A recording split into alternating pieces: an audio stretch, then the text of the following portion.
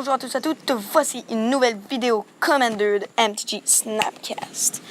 Alors aujourd'hui, nous allons voir la plupart des meilleurs Commander Gruul et nous allons voir les avantages et les désavantages de chacun pour ainsi déterminer qui est le meilleur Commander Gruul.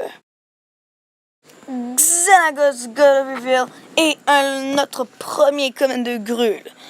Alors, généralement, on joue plutôt Xenagos pour un deck dévotion, puisque, bien évidemment, c'est un dieu. L'avantage avec les dieux est qu'ils sont tous indestructibles et, dépendamment de votre dévotion, une créature ou un enchantement.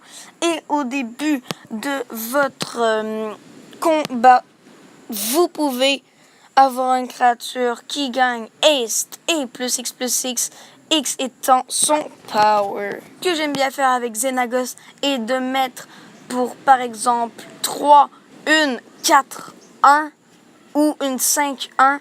Puis ensuite, on la booste, on donne +5 et haste. Et ça devient une 10-6. Xenagos est relativement puissant, mais s'il n'avait pas son indestructible, il ne serait tout simplement pas bon parce que sans Xenagos, le deck ne pourrait strictement rien faire et n'aurait aucune win-con.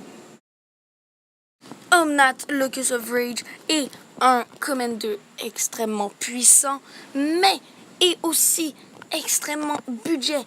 Parce que il ne faut mettre que du mana ramp et quelques grosses créatures et quelques boosts et c'est terminé.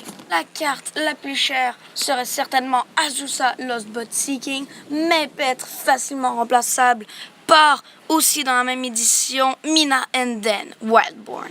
Ce qui rend Omnath incroyablement puissant est sa capacité à chaque fois qu'un élémental que vous contrôliez meurt, vous faites un bolt. Notre prochain commander est Ruriktor the Unbowed. Il a vigilance et reach pour 6, une 6-6. Ruriktor est déterminé à empêcher les autres joueurs de caster des non-creature spells, ce qui, en commander, est extrêmement puissant. Ce qu'il faudra faire avec Ruriktor, d'après moi, est d'avoir plein d'enchantements qui donnent indestructible. Parce qu'il faut toujours avoir Ruriktor sur le battlefield et empêcher les autres de le tuer. Surtout, il faut avoir aussi beaucoup de mana ramp parce qu'on veut mettre des grosses créatures avec mon cher Rurik. Il y a deux sortes de deck Ruriktor.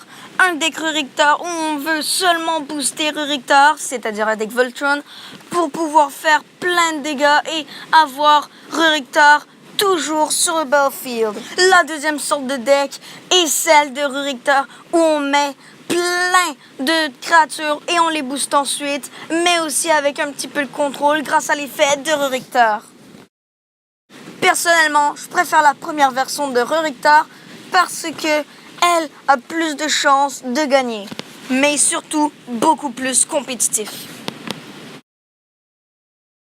Je vous préviens tout de suite, ce commander-là n'est pas pour les gens qui n'aiment pas les decks combos. Mesdames et messieurs, voici Worth, the Raid Mother.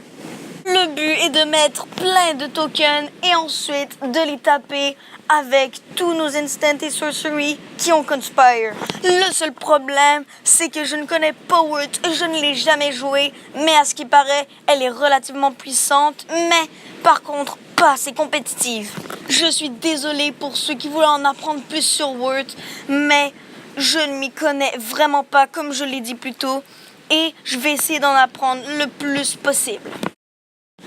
Borborygmos est notre prochain commander, et il ressemble à Omnath, Locus of Rage. Les deux ont besoin de beaucoup de mana pour mettre de grosses créatures, et les deux peuvent faire des bolts. L'avantage avec Borborygmos est qu'il est extrêmement puissant et très compétitif. Borborygmos est souvent joué Voltron, mais peut être joué à la classique aussi. La classique est de mettre plein de grosses créatures et de les booster avec des Xenagos et on peut aussi le jouer Dévotion. Mina Enden Wildborn sont des créatures relativement puissantes. Elles sont très fortes car elles permettent de donner beaucoup de mana ramp et aussi pourraient peut-être remplacer Asusa Lost But Seeking pour un deck budget. Mina Enden Wildborn pourrait faire un très bon Commander Elf ou ally tribal. La deuxième habileté de Mina Enden, un rouge, un vert, retourner un land qu'on contrôle dans la main de son propriétaire pour pouvoir donner trample à une de nos créatures. Tromok the Unsatiable est notre prochain Commander et est aussi extrêmement compétitif. Le but avec Tromok est de jouer Voltron, de mettre plein de tokens et de créatures et de tous les sacrifier avec Devour. Mesdames et messieurs, je tiens à préciser que le dernier Commander, Ulash the Hateseed, n'est complètement rien comparé à Gave Guru of Spore. Pourquoi ne pas être de couleur Abzan et avoir beaucoup plus de combos et de possibilités pour avoir potentiellement un tout petit peu plus d'experience counter? Mesdames et messieurs, j'en viens à la conclusion que Gave Guru of Spore est tout simplement meilleur qu'Ulash the Hateseed. Mais il faut tout de même avouer que Ulash the Hateseed n'a pas que des défauts.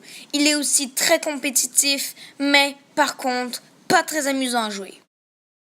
Alors pour finir malheureusement cette vidéo, le gagnant de cette vidéo Grul est Ruriktar the Unbow. Eh oui!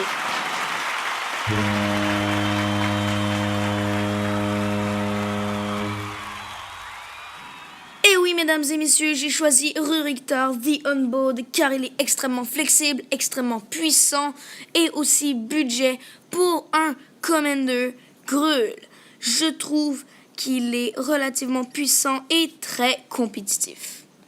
Aussi, merci beaucoup d'avoir écouté cette vidéo, mesdames et messieurs. Si vous voulez plus de vidéos Commander, abonnez-vous à ma chaîne. Si vous avez aimé cette vidéo, n'hésitez pas à faire un pouce bleu et on se revoit pour une prochaine vidéo. Allez les mecs, à bientôt.